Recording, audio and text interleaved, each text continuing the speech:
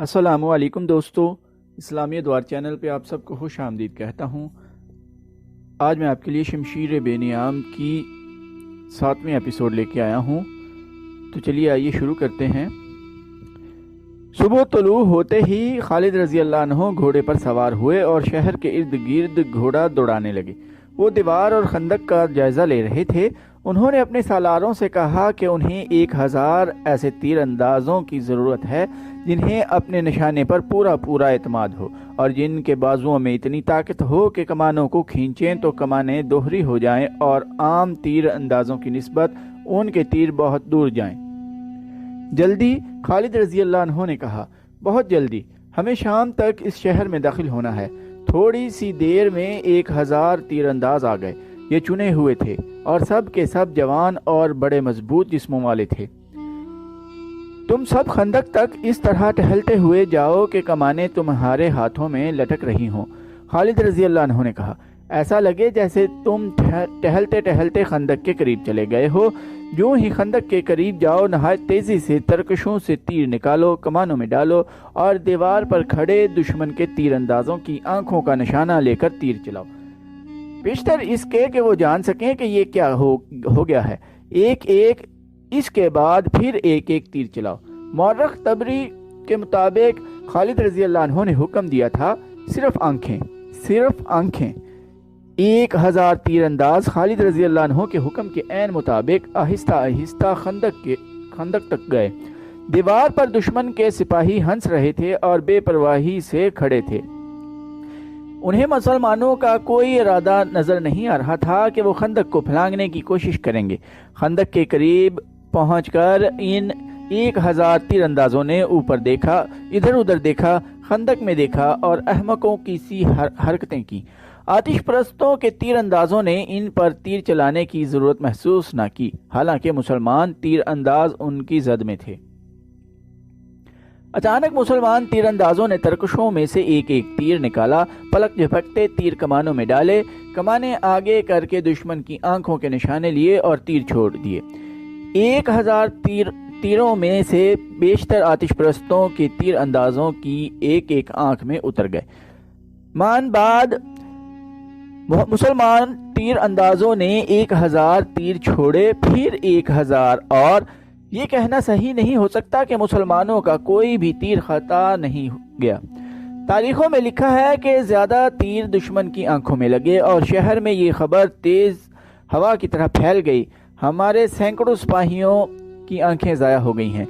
جب ان سینکڑوں سپاہیوں کو شہر پناہ سے اتارا گیا تو شہر کے لوگوں نے ہر ایک کی ایک ایک آنکھ میں تیر اترا ہوا اور ان زخمیوں کو کربناک آہو زاری کرتے دیکھا۔ ایک انگریز مبصر سر والٹر نے متعدد مورخوں کے حوالے سے لکھا ہے، مسلمانوں کی طرف سے 3000 تیر اسی تیزی سے چلے کہ آتش پرست اپنے آپ کو بچا نہ سکے، اور تیر جن کی آنکھوں میں نہ لگے ان کے چہروں میں اتر گئے۔ چونکہ فارس کے یہ سپاہی اور ان کی مدد کو آئے ہوئے عیسائی شہر پناہ پر گھنے ہجوم کی طرح کھڑے تھے، اس لیے کوئی تیر ضائع نہ گیا۔ ہر تیر نے ایک ایک آدمی کو زخمی کیا۔ طبری کی تحریر کے مطابق انبار کے محاصرے کو ذات العیون یعنی آنکھوں کی تکلیف بھی کہا جاتا رہا ہے۔ مسلمانوں کے اس وار نے شہر کے لوگوں پر ہی نہیں، فارس کی فوج پر بھی خوف طاری کر دیا۔ مسلمانوں نے تو جادو کا کرتب دکھایا تھا۔ سابات کا آتش پرست حاکم شیرزاد دانش مند اور دور اندیش آدمی تھا۔ اس نے بھانپ لیا کہ اس کی فوج میں لڑنے کا جو جذبہ تھا وہ ماند پڑ گیا ہے۔ اسے یہ احساس بھی تھا کہ اس کی فوج پہلی شکستوں کی بھی ڈری ہوئی ہے۔ چنانچہ مزید قتل و غارت کو روکنے کے لیے اس نے خالد رضی اللہ عنہ سے صلح کرنے کا فیصلہ کر لیا۔ اس نے 2 امراء کو قلعے کے باہر بھیجا۔ خندق کے قریب آ کر ان 2 امیروں نے مسلمانوں سے پوچھا کہ ان کا سالار اعلیٰ کہاں ہے۔ خالد رضی اللہ عنہ کو اطلاع ملی تو وہ آ گئے۔ ہمارے امیر شیرزاد نے ہمیں بھیجا ہے۔ شیرزاد کے بھیجے ہوئے 2 آدمیوں میں سے ایک نے خالد رضی اللہ عنہ سے کہا، ہم آپ سے صلح کرنا چاہتے ہیں، لیکن ایسی شرائط پر جو ہمارے لیے قابل قبول ہوں۔ اگر صلح ہو جائے تو شیرزاد اپنی فوج کو ساتھ لے کر انبار سے چلا جائے گا۔ شیرزاد سے کہو کہ شرطیں منوانے کا وقت گزر گیا ہے۔ خالد رضی اللہ عنہ نے کہا اب شرطیں ہماری ہوں گی اور تم لوگ ہتھیار ڈالو گے۔ دونوں آدمی واپس چلے گئے اور شیرزاد کو خالد رضی اللہ عنہ کا پیغام دیا۔ شیرزاد نے اپنے سالاروں کی طرف دیکھا۔ ہم اتنی جلدی ہتھیار نہیں ڈالیں گے، ایک سالار نے کہا۔ ہمارے پاس فوج کی کمی نہیں، دوسرے سالار نے کہا۔ مسلمان خندق سے آگے نہیں آ سکتے۔ شیرزاد نے سر ہلایا۔ یہ ایسا اشارہ تھا جس سے پتہ نہیں چلتا تھا کہ وہ شہر کا دفاع جاری رکھنا یا خالد رضی اللہ عنہ کے پیغام پر غور کر کے کوئی اور فیصلہ کرنا چاہتا ہے۔ اس کے سالاروں نے اس کے اشارے کو جنگ جاری رکھنے کا حکم سمجھا اور وہ شہر پناہ پر آ گئے۔ 1000 مسلمان تیر انداز جنہوں نے انبار کے 2000 سے زائد سپاہیوں کی آنکھیں نکال دی تھیں پیچھے ہٹ گئے۔ خالد رضی اللہ عنہ نے شہر کے ارد گرد ایک اور چکر لگایا۔ اب وہ صرف خندق کو دیکھ رہے تھے۔ انہوں نے خندق پار کرنے کا تہیہ کر لیا تھا۔ ایک جگہ خندق کی چوڑائی کم تھی لیکن اتنی کم نہیں تھی کہ دور سے گھوڑا دوڑاتے لاتے اور وہ خندق پھاند جاتا۔ خالد رضی اللہ عنہ کے دماغ میں ایک طریقہ آ گیا۔ انہوں نے حکم دیا کہ اپنی فوج کے ساتھ جتنے اونٹ کمزور یا بیمار ہو گئے ہیں انہیں آگے لے آؤ۔ ایسے بہت سے اونٹ تھے جو پورا سامان اٹھانے کے قابل نہیں رہے تھے۔ خالد رضی اللہ عنہ کے حکم سے ان اونٹوں کو ذبح کر کے خندق میں اس جگہ پھینکتے گئے جہاں خندق کم چوڑی تھی۔ اتنے اونٹ ذبح کر کے خندق میں ترتیب سے پھینک دیے گئے کہ ایک پل بن گیا۔ اللہ نے تمہارے لیے گوشت اور ہڈیوں کا پل بنا دیا ہے، خالد رضی اللہ عنہ نے بلند آواز سے کہا۔ اب ہم خندق کے پار جا سکتے ہیں۔ اونٹوں کا یہ پل ہموار نہیں تھا، ان کے ڈھیر پر چلنا خطرناک تھا۔ پاؤں پھسلتے تھے لیکن گزرنا بڑی تیزی سے تھا۔ اشارہ ملتے ہی پیادہ مجاہدین کودتے پھلانگتے اس عجیب پل سے گزرنے لگے۔ چند ایک مجاہدین پھسلے اور گرے اور وہ پانی میں سے نکل کر اونٹوں کی ٹانگیں، گردنیں وغیرہ پکڑتے اوپر آ گئے۔ شہر پناہ سے دشمن کے تیر اندازوں نے تیروں کا مینہ برسا دیا۔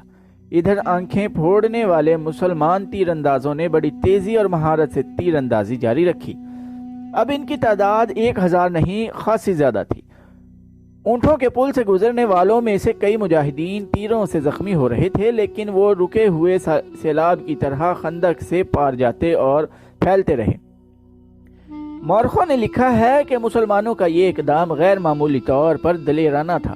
وہ زخمی تو ہوئے، شہید بھی ہوئے، لیکن انبار کی فوج پر اس اقدام کا جو اثر ہوا وہ اس کے سپاہیوں کے لڑنے کے جذبے کے لیے مہلک ثابت ہو رہا تھا۔ ان پر مسلمانوں کی دہشت پہلے ہی غالب تھی۔ اب انہوں نے مسلمانوں کا یہ عجیب طریقہ دیکھا کہ اپنے اونٹ ذبح کر کے پل بنا دیا اور تیروں کی بوچھاڑوں میں اس پل سے گزرنے لگے تو دیوار سے برسنے والے تیروں میں کمی آ گئی۔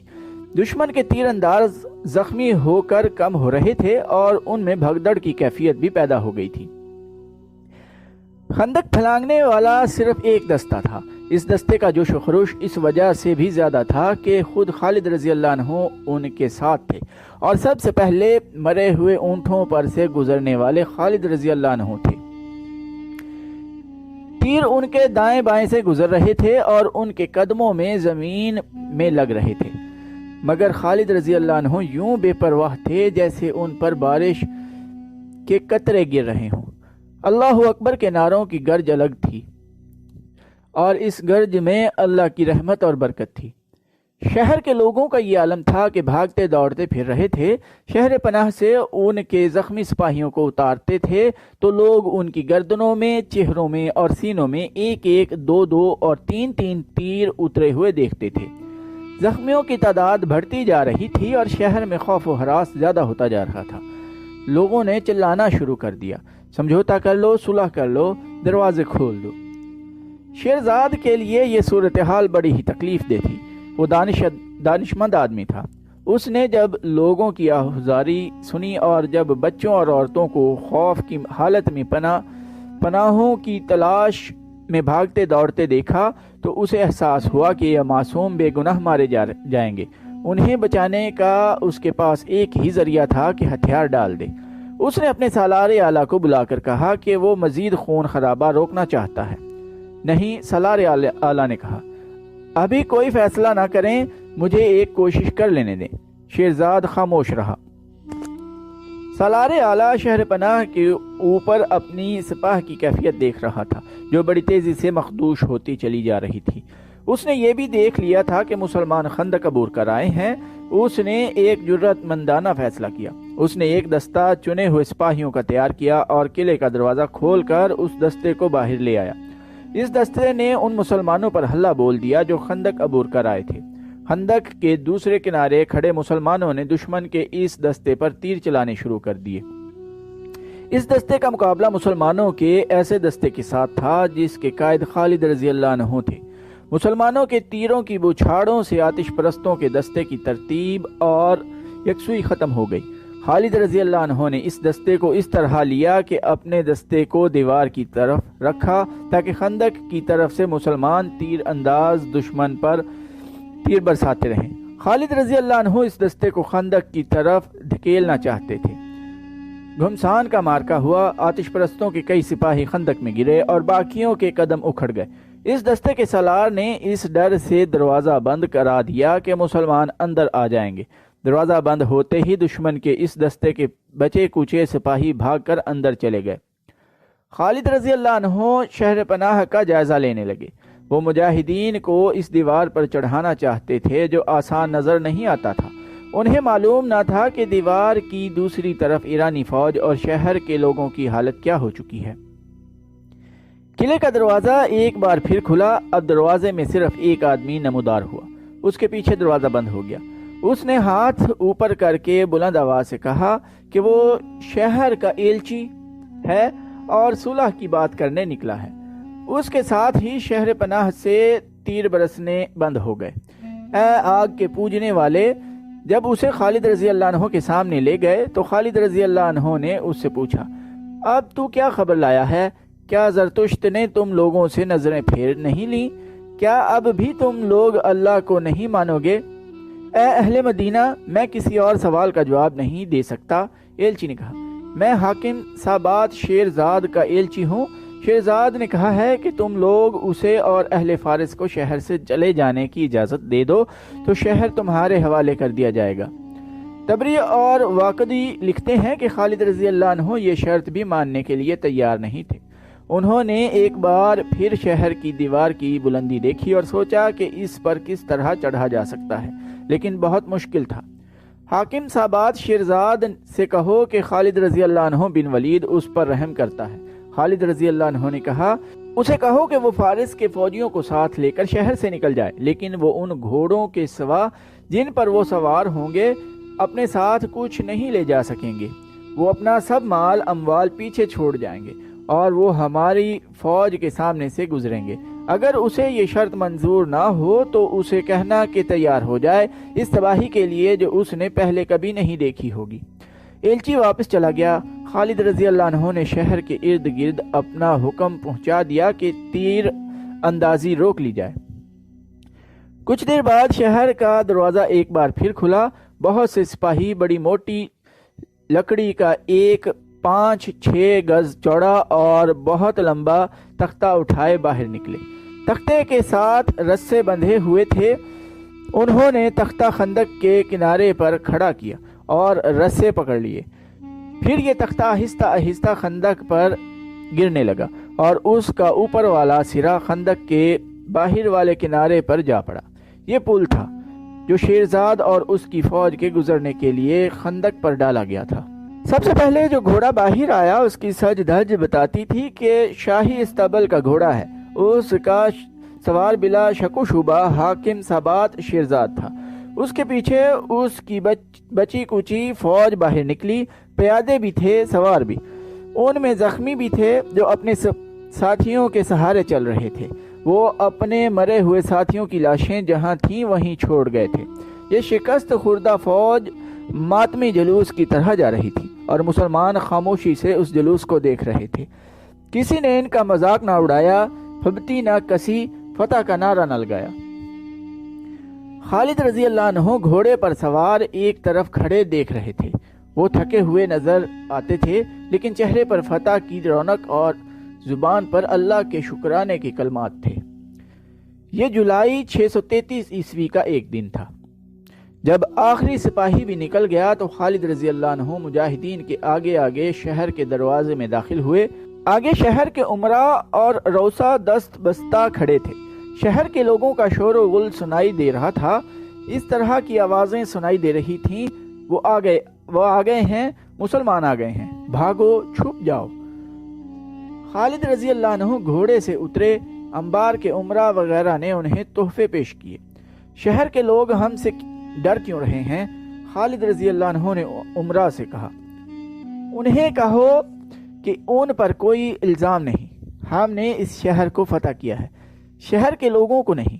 انہیں کہو کہ ہم امن اور دوستی لے کر آئے ہیں، ہم جزیہ ضرور لیں گے لیکن بلا وجہ کسی کی جان نہیں لیں گے، ہم کسی کی بیٹی پر اپنا حق نہیں جتائیں گے، کسی کے مال و دولت کو ہاتھ نہیں لگائیں گے، ہم صرف ان کے مال اموال کو اپنے قبضے میں لیں گے جو ہم سے شکست کھا کر چلے گئے ہیں۔ جاؤ اپنے لوگوں کو ہماری طرف سے امن اور سکون کا پیغام دو۔ خالد رضی اللہ عنہ نے اپنی فوج کو ایک حکم تو یہ دیا کہ جو لوگ ان کے خلاف لڑ کر چلے گئے ہیں ان کے گھروں سے قیمتی سامان اٹھا کر ایک جگہ اکٹھا کر لیا جائے، اور دوسرا حکم یہ کہ شہر میں گھوم پھر کر یہاں کے لوگوں کو دوستی اور امن کا تاثر دیا جائے، اور یہ بھی کہ لوٹ مار نہیں ہوگی۔ شہر پناہ پر گدھ اتر رہے تھے، وہاں آتش پرست سپاہیوں کی لاشیں پڑی تھیں، شدید زخمی بے ہوشی کی حالت میں ادھر ادھر پڑے ہوئے تھے، شہر کی فضا میں موت کی بو تھی۔ خالد رضی اللہ عنہ اس مکان میں گئے جس میں شہرزاد رہتا تھا، وہ تو محل تھا، دنیا کی کون سی آسائش اور زیبائش تھی جو اس محل میں نہیں تھی۔ خالد رضی اللہ عنہ جو زمین پر سونے کے عادی تھے، حیران ہو رہے تھے کہ ایک انسان نے اپنے آپ کو دوسرے سے برتر سمجھنے کے لیے کتنی دولت خرچ کی ہے۔ خالد رضی اللہ عنہ نے حکم دیا کہ بیش قیمت اشیاء کو مال غنیمت میں شامل کر لیا جائے اور خزانہ ڈھونڈا جائے۔ خزانہ ملتے دیر نہ لگی، اس میں سونے اور ہیرے جواہرات کے انبار لگے ہوئے تھے۔ ارد گرد کے قبیلوں کے سردار اطاعت قبول کرنے کے لیے خالد رضی اللہ عنہ کے پاس آنے لگے۔ خالد رضی اللہ عنہ نے جزیہ کی رقم مقرر کر کے اس کی وصولی کا حکم دیا۔ اس دوران جاسوسوں نے آ کر بتایا کہ فارس کی فوج عین التمر میں اکٹھی ہو گئی ہے اور اب مقابلہ بڑا سخت ہوگا۔ تو دوستو آج کے ایپیسوڈ ادھر ہی ختم کرتے ہیں، چینل کو سبسکرائب کرنا نہ بھولیے گا۔ ٹائم دینے کے لیے شکریہ، اللہ حافظ۔